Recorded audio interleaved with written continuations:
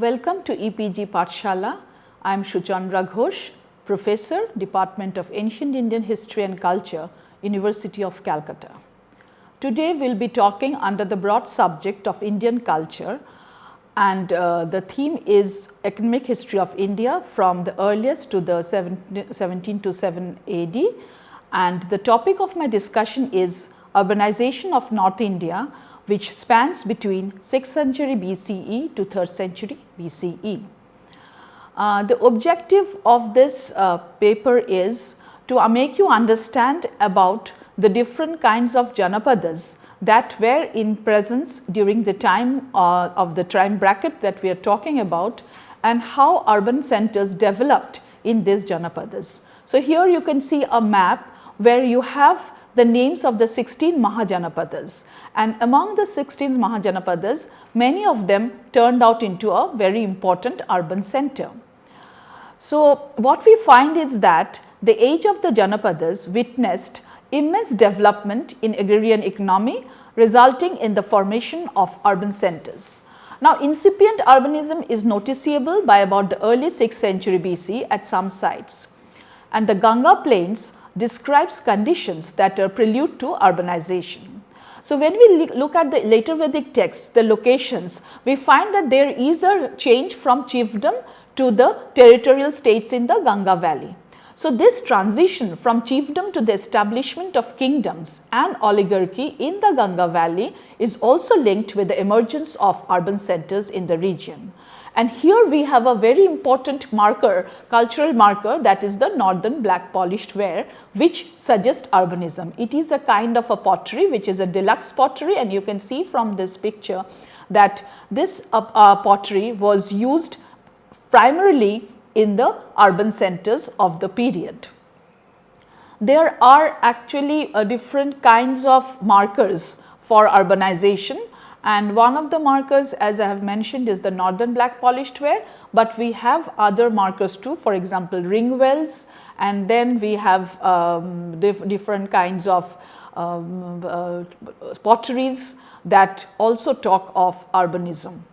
Here is again a piece of bowl which is the NBPW, this is a northern black polished ware bowl, and then we have this map actually shows you the entire distribution of the northern black polished ware. So, you can see from the sites, and this famous black polished ware were found from the time period of 7th century BCE, and it continued till like the 2nd century BCE.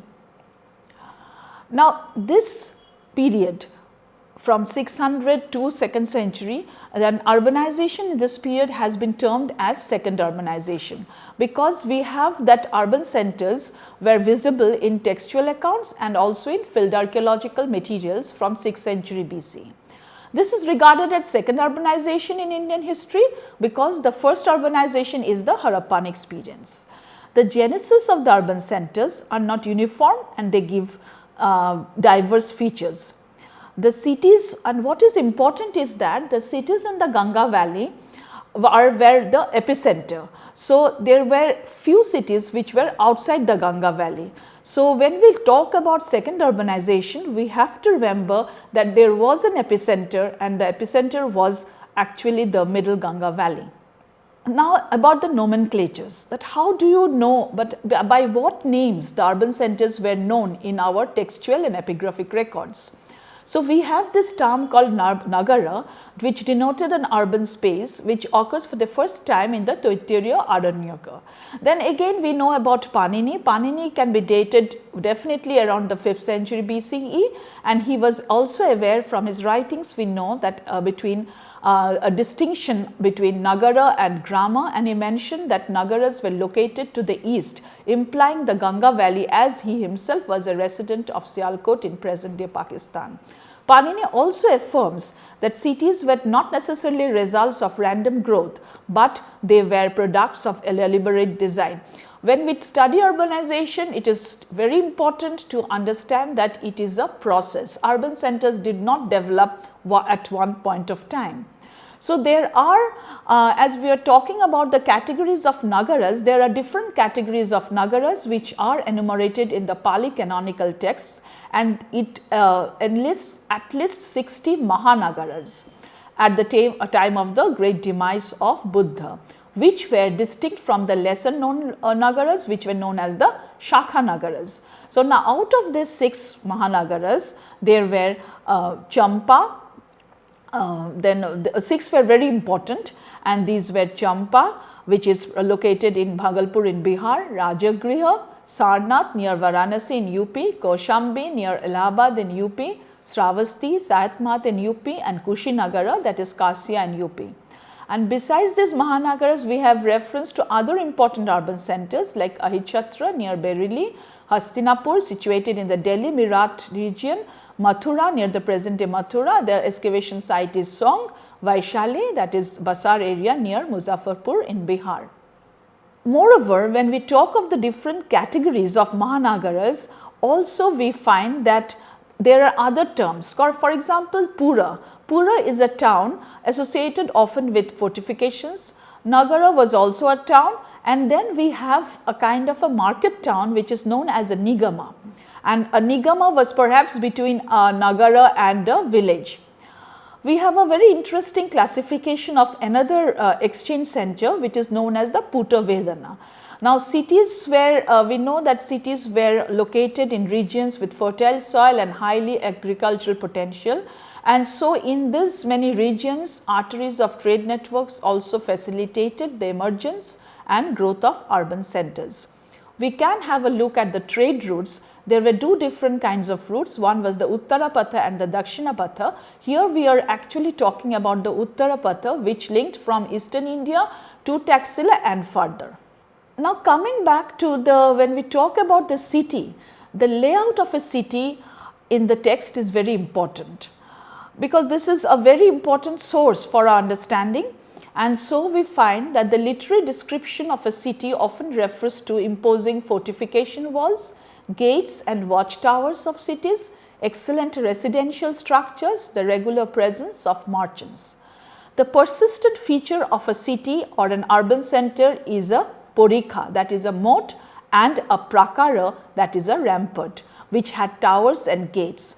So, normally there was one in all the directions, but there could be many more. And we find that ideally in the text, the city was laid out in squares, 4 or 6. So, every city had its suburbs, sometimes spread over a considerable area. Now, going back to the archaeological data from the textual sources, we find that archaeology has revealed massive fortifications in some of the sites. In fact, although direct archaeological evidence of settlement hierarchies is not yet sufficiently clear, fortified cities of considerable size from a period are found throughout North India. So, earliest of these are at Ujjain, Kaushambi, Rajghat, Rajgir can be dated to the 6th to the 5th century CE. Others at Ahichatra, Champa, Vaishali, Mathura, Shravasti and Pataliputra were built in the 4th to the 2nd century BCE. We can have looks at, if you look at the urban site of Kaushambi, George Erdossi has done a wonderful work where we find the hierarchies of the cities. So, there are different categories of cities within the site of Kaushambi itself. Fortification, as I mentioned earlier, was a very important part because we have this prakaras, and then generally it consisted of an earthen rampart with a corresponding moat, and they were crowned with parapets. So, the size is enormous, that in addition to defending settlements both from attackers and floods. The building of these ramparts involved not only considerable feats of engineering, but also the organization of a very strong sizable labor force, indicating a significant change in the level of social organization. So, the labor had to be organized to build up huge ramparts. And we have the fantastic example of the Cyclopean wall at Rajgir, where you have a continuous existence of a wall and built with stones, and therefore, these are called cyclopes, the big boulder like stones, and it is called the Cyclopean wall. Rajghat also gives us some idea of the structure or the layout of an urban center. Some of the Mahanagaras we find that fit in well with the nomenclature that we find in the text. So, at Rajghat, as I mentioned, a fortification wall has been found in the pre-NBPW phase. Shravasti was a flourishing site of craft production. It experienced incipient urbanism prior to 6th century BC, but flourished as an urban center only in the 6th century BC. And two other very important sites are Sringaverapura and Kara, being located in the banks of the river Ganga, and both are often in identical size of 12 hectares. Sringaverapura is also very famous for its hydraulic project. So, if we look at the excavation of Sringaverapura, you will find that it is a huge hydraulic project in that period. Then Shravasti was it was a very important Buddhist center. So, it becomes, and it was from a crafts village, it was turned into an important urban town, urban center.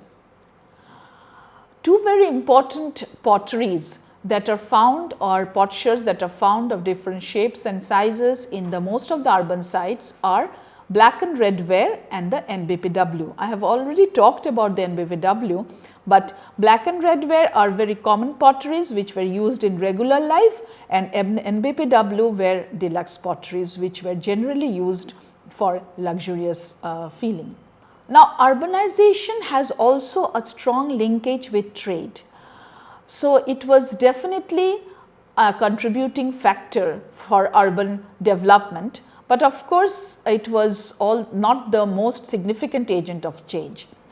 And here we can find with the example of Pataliputra that we have Buddhist texts which refers to Pataliputra as Pataligamo, because it is located at the junction of the river Ganga and Son, and has been described not as a Nagara but as a Putabedhana. I have mentioned earlier that term Putabedhana, which means a trade center where merchants were expected to break, that is Bhedana, the lid or seal, that is Puta of the merchandise. So, as a center of trade, the Putabedhana acted as a warehouse, and we find this transition from Pataligamo to Pataliputra in the writings of the different Buddhist texts. Buddha himself actually talked about that one day he can visualize the change of Pataligamo to a very important Agga Nagara. The term used is Agga Nagara, and a very important urban center. So, Buddha's prophecy came true, and Pataligamo was transformed from a trade center to a leading urban center and the apex political center of the Magadha after Ajatashatru's reign. We can in Patna there is the site of Kumrahar, where you still have some evidences of the important site of Pataliputra. Now, let us think of the markers. When we hear about so much of second urbanization, what could be the markers? And we find that the houses in urban centers were equipped with facilities like drains, that is drainage was very important, ring wells and soakage pits, which became archaeological markers of the second urbanization. Crafts production was also another important feature of these urban centers. Shravasti actually experienced incipient urbanism prior to 6th century BC. It flourished as an urban center only in 6th century BC. So, you have incipient urbanism where it is the beginning of an urban center, and then the transformation into a proper urban center in case of Shravasti. Ring wells were absolutely necessary if you find that it has to be, it is an archaeological marker for urban centers. Coinage. Now, when we talk of coinage, monetization, it is naturally monetization comes in, and an important aspect of urbanism is monetization. So, which is actually emergence of coinage. The question of medium of exchange is inseparably linked with trade and transaction. We have these terms in the Pali text called Kahapana or Karshapana, which is matched by archaeological evidence of silver punchmark coins of many sites. So these coins could be of different shapes, like this could be round, square, rectangular and of bent burr shape. Bent burr coins were generally found in the northwest part of the subcontinent. The coins do not carry, they are not inscribed, they do not have the name of the ruler, but they carry several devices which were punched only on the one side of the coin, and therefore it is known as the punch marked coins. Interestingly, when we talk of second urbanization, a very important debate took place among the historians and the archaeologists regarding the use of iron technology in second urbanization. The remarkable agrarian development, according to D.D. Kosambi, R.S. Sharma and N.R. Banerjee, lay in the development of iron technology and the availability of iron implements for agriculture. Iron technology is perceived to have been simultaneously instrumental to the clearance of forests and improved crop production as well. Thus, there was an agricultural surplus with which both the urban population and functionaries of the emerging states could be sustained. Now, this view of the emergence of urban centers in the Ganga Valley with the help of the iron technology has been questioned by Amalananda Ghosh and D.K. Chakraborty. It has been pointed out that the application of iron technology is evident mostly in the manufacture of weapons and less in the making of the tools and production. Amalananda Ghosh suggests that iron technology was not an indispensable factor in clearing the forest and ploughing the alluvial soil in the Ganga Valley. Formation of cities and formation of states are actually interrelated and not isolated processes. Both are witness to transformation of a society from a relatively simple stage to the more stratified phase. So, the advent of cities also coincides with the emergence of coinage, a tradition which indicates brisk trade and exchange related activities and proliferation of marketplaces. No less striking is the remarkable specialization and diversity of craft products evident from textual accounts. We have innumerable number of references to craft products. Iron and social change in early India is a text which talks about the different debates that I was talking about a few minutes earlier. Now, we have to understand that what are the factors that were responsible for the growth of urban centers. The genesis of these urban centers was not uniform and thus they had different features. We cannot say that all the urban centers had the same kind of origin. So, it was not a blanket origin. Some grew out of political and administrative centers and were the hub of power such as Hastinapur. It was, we all know, that political center of the Kuru Janapada. Again, others grew out of markets located at places where there was an agricultural surplus which could be connected to the exchange network. For example, Ujjaini. Ujjaini was a very important urban center because it was the hinterland of different ports and other places. Then now when you have lot of surplus, this surplus has to be gathered and distributed in such a way that it is acceptable into the society, and herein comes the role of the political authority. Thus, urbanization and formation of states are interdependent. We have from photographs, we know of the beautiful view of the river Shipra, which was located at Ujjain. Ujjain is actually on the bank of the river Shipra. Now, continuing with the factors that were responsible for the growth of urban centers, we find that apart from market centers, apart from having a very strong hinterland, there were religious places or the sacred centers where people regularly gathered and for pilgrimages, and finally they were transformed into an urban center, for example, Vaishali.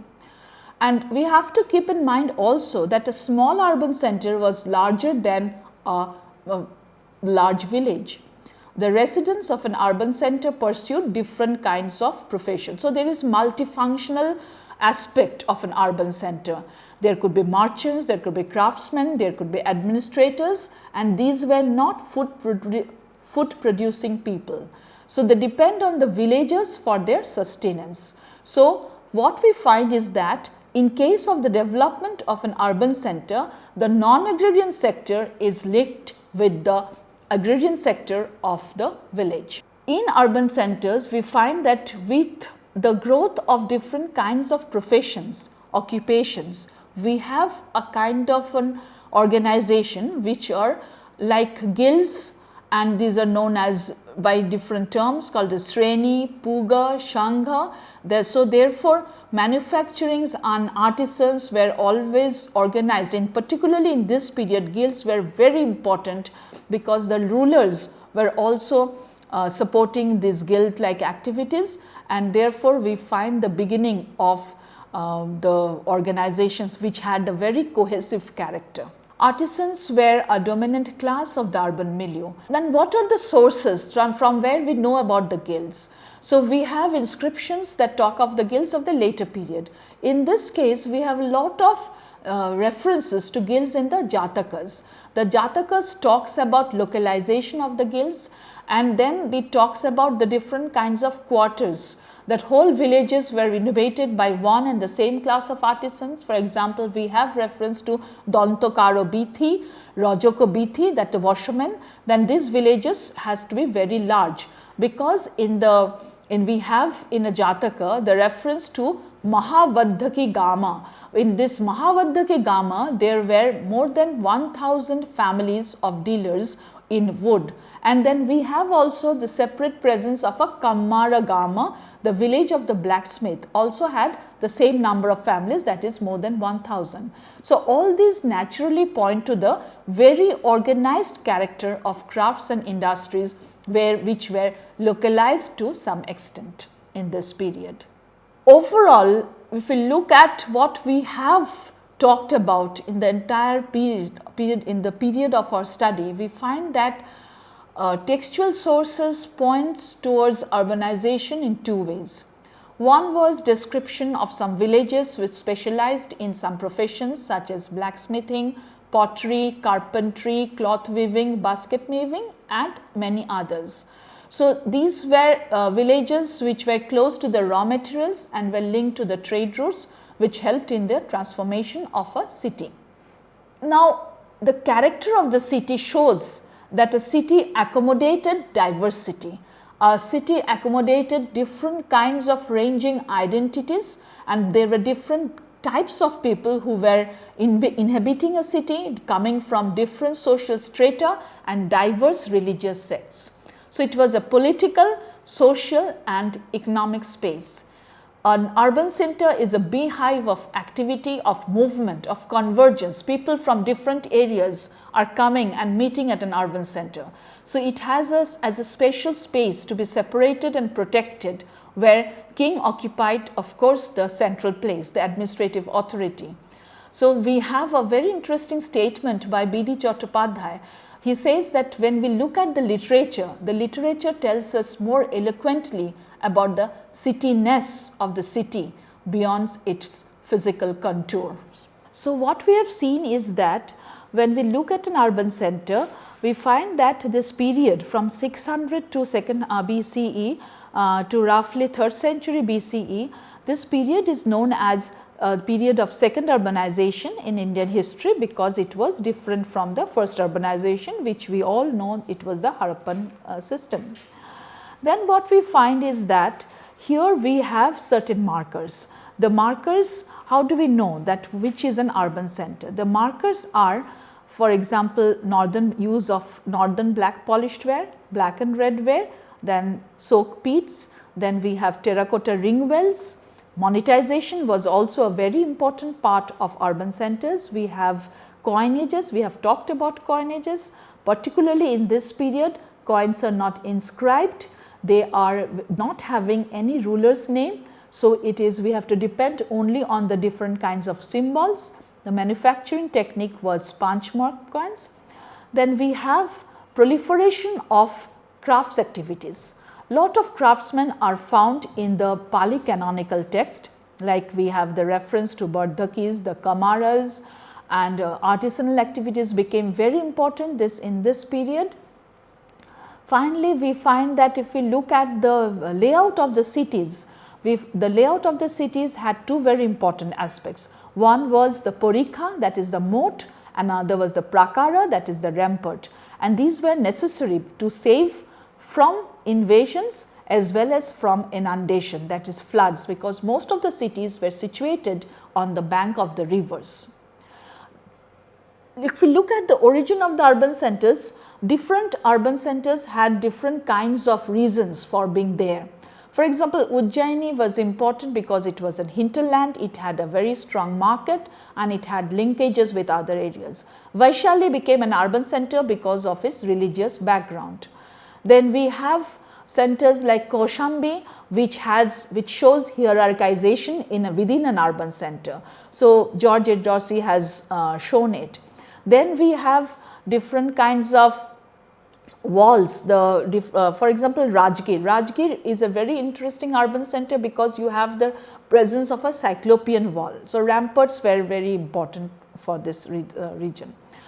And when we look at in a total manner the entire factors that were responsible for urbanization, we find that an urban center had some specific characteristics. For example, it had an identity of its own, and this identity comes from the functional activities that were being present in the urban center.